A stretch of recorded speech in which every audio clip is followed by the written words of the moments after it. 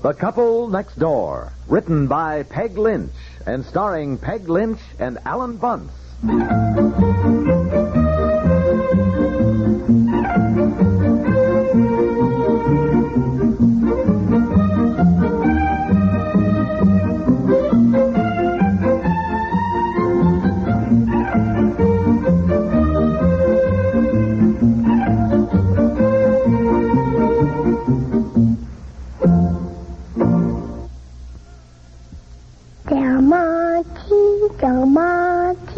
Pineapple grapefruit juice drink. My mom says Del Monte pineapple grapefruit drink is so good because it's made by Del Monte. And she ought to know because she's been buying Del Monte fruits and stuff for, maybe 75 years. Enjoy Del Monte pineapple grapefruit drink and the other Del Monte juice drinks.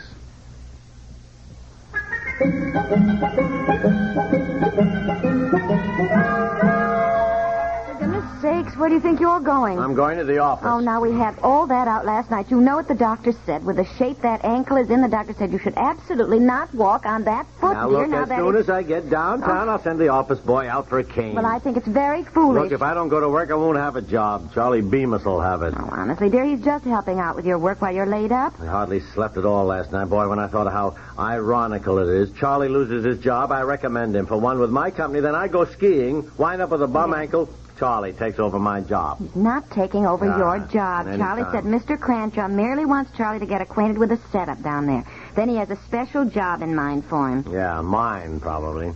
Now, look, you did something nice for Charlie by recommending him for a job. Why do you spoil your good deed by talking like that? Why, he said you were the only friend he had. Well, he's not going to have me very much longer. Dear. Look, if Charlie being a friend's taken me 10 years to learn the ins and outs of that job, Charlie walks in and one day just takes over. What's Mr. Cranshaw going to think? He's going to think Charlie's a genius and I'm not worth a row of pins. Oh, Mr. Cranshaw isn't going to think any such thing. You should have mind. more confidence than that. Now, sit down and have some breakfast. No, look, I want to get down there early before anybody else. I'll be darned if I want to walk in and find Charlie sitting at my desk, probably with his feet up, leaning back, smoking a cigar. Oh, and for heaven. I'll get it now. The... Drink your orange juice at least. And get some coffee. I never... Hello?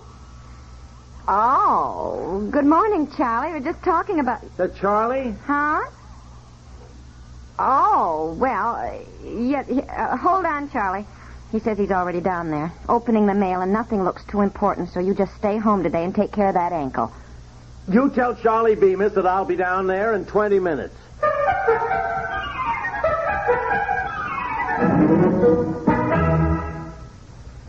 No men have earned the right to call the world their own.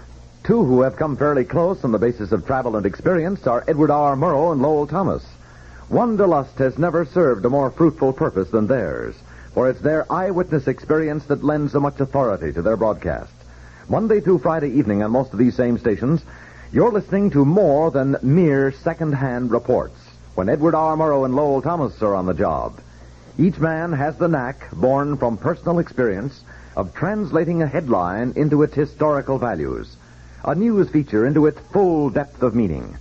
You can't buy experience like theirs, but thanks to them and to CBS Radio, you can have it every weekday evening. Make Edward R. Murrow and Lowell Thomas a habit. It's a sure way to be fully informed and to be fully certain that the information you're getting is factual, couched in terms they understand and you understand too. Edward R. Murrow and Lowell Thomas on most of these same stations.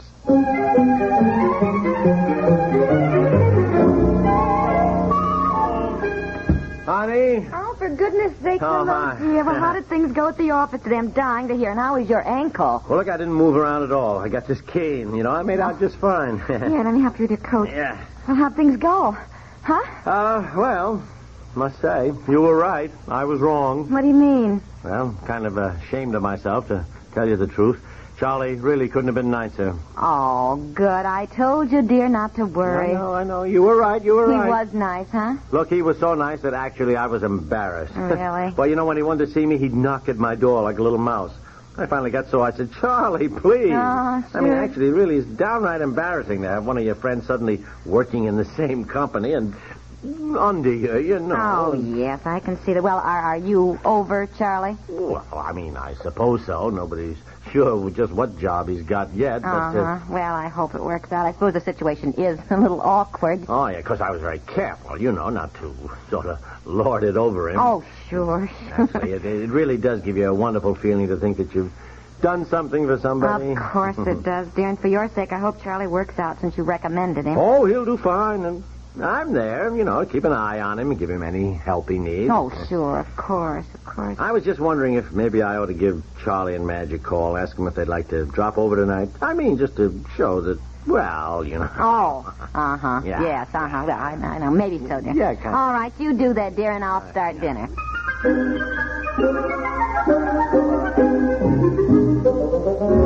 Well, I want to tell you something, pal. When you called and said come on over tonight, I said to Madge, well, I don't care whether Mr. Cranshaw wanted to keep my new job secret or not. You're my pal, and I'm going to let you in on it. Well, what do you mean? Let me in on what? Well, I agreed with Charlie, didn't I, sweetie? Yes, you did, baby. Madge said you tell them. Well, tell us what. Do sit down. Why are we all standing? I fixed some pie and coffee. Oh, I couldn't eat a thing. I'm so excited. When Charlie came home and told me, I didn't eat a bite of dinner. Wait a minute, will you? What's all this about? What do you mean keep your job secret, Charlie? Well, just until it's definite, that's all. Well, brace yourself. No, Charlie, tell them. Charlie's going to Europe. For the love of Mike, you spill the beans before I even lead up to Well, it. darling, you were taking so long, and I'm so excited. What do you mean going to Europe, Charlie? And I'm going with him. You mean you're not taking the job, Charlie? That is the job. Yeah. Yeah. The company is sending me to Europe on a business trip. Sending you to Europe? To Europe? Yeah. London, Gay, Paris, Rome, Brussels. No, well, wait a minute. My company's never done anything like that. Well, it's the new merger, pal. You see, when your outfit here merged last week with this big company in New York, well, it seems that... Isn't it simply marvelous? Of course, the first thing I thought of, what am I going to take in the way of clothes? Yeah. Well, now, this merger means a much bigger operation. I mean, this is a really big export-import company in New York. Yeah, I know what the company is, Charlie. Yeah, sure you do. Well, actually, it was just one of those lucky things that happened, I was sitting in Cranshaw's office yesterday, seeing him about the sales manager's job. Yeah, go on. Well, you'd given me such a darn good recommendation, and believe me, I know that this is all due to what you said about me, pal. I mean, I said that to you, didn't I, Madge? Yes, you did, sweetie. Because Cranshaw was very impressed with what you said about me. And yet this sales manager's job didn't seem to be quite suited to me. And he said that. Well, just as he was talking, he happened to pick up a letter he'd gotten from this Atlo Export Company. He handed it to me, and he said, read that.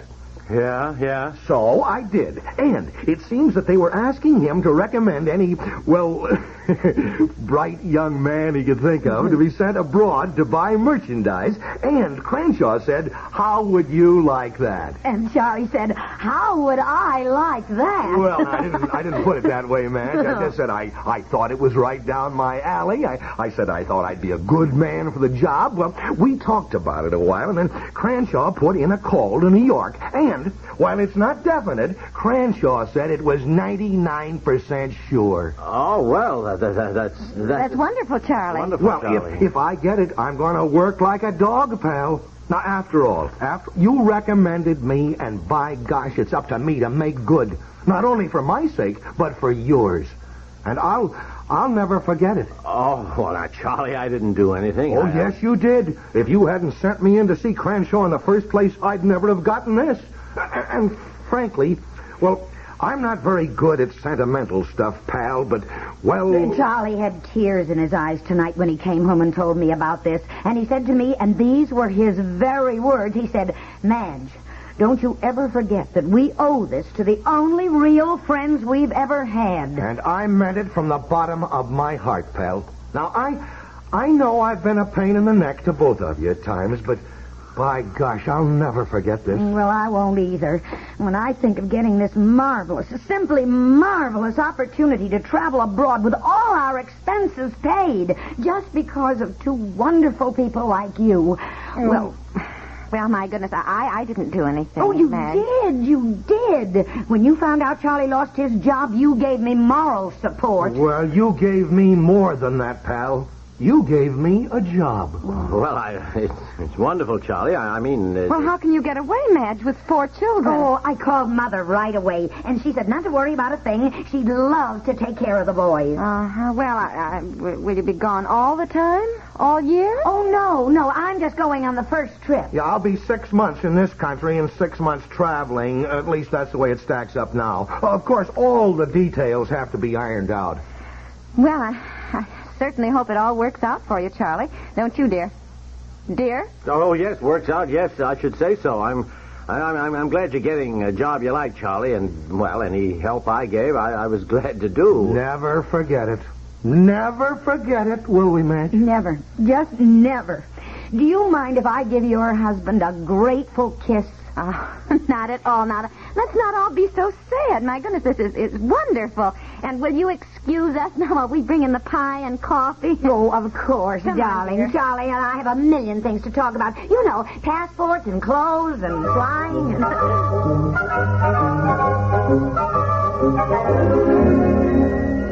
Darling, carry in the tray with the pie. I'll bring the coffee. Now, honey, don't just stare out the window. I know how you feel. I've been with that company 10 years. 10 years. Charlie, not even 10 hours. She gets offered a job like that. Be quiet. Crenshaw didn't even ask me if I'd like it. Now, be quiet. Didn't even ask me. Charlie and Madge will hear you. Yeah. Anyhow, Mr. Cranshaw may have thought you wouldn't want a traveling job like that. Well- Now that we've just built a new house and all. I'd like to have been asked. Guy likes an opportunity to think about it, even if I'd turned it down. I know. And how we've always wanted to go to Europe. Yeah. And imagine going with all expenses paid. Yeah. Makes me kind of mad, too. Well, you did something wonderful for them, and they will be eternally grateful. Now, console yourself with having done a good deed. No, dear. You know human nature. Nobody likes to be eternally grateful. Mark my words. Before the evening is over, they'll have attributed Charlie's new job to something else entirely. What do you mean? What's going on out here? Oh, hi, Charlie. Can't we pour the coffee or something? It's time we helped you. Now, look here, Charlie. I want you to stop giving me all the credit for this new job. Well, that's what I said to him. I said, Mr. Cranshaw recognizes you're a very smart man with marvelous ideas. Not only that, but Charlie has always been lucky, and luck has a lot to do with Yeah, it. that's true. People have always said I was just plain born under a lucky star. Good, come on, I'll carry in the pie. You know, you're right, man. Well, that's what I said, sweetie. See what I mean, honey? Yes, I sure do, dear.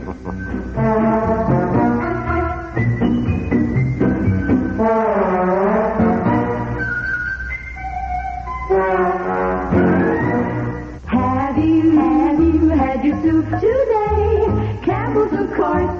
Campbell's, of course. Once a day, every day, you should have a bowl of Campbell's soup. Have some Campbell's right now. Serve your family big, nourishing bowls full of Get Up and Go Campbell's Vegetable Soup. Your hungry youngsters will just love it. Campbell's Vegetable Soup. Good. Has the vitamins, proteins, and minerals of 15 garden vegetables.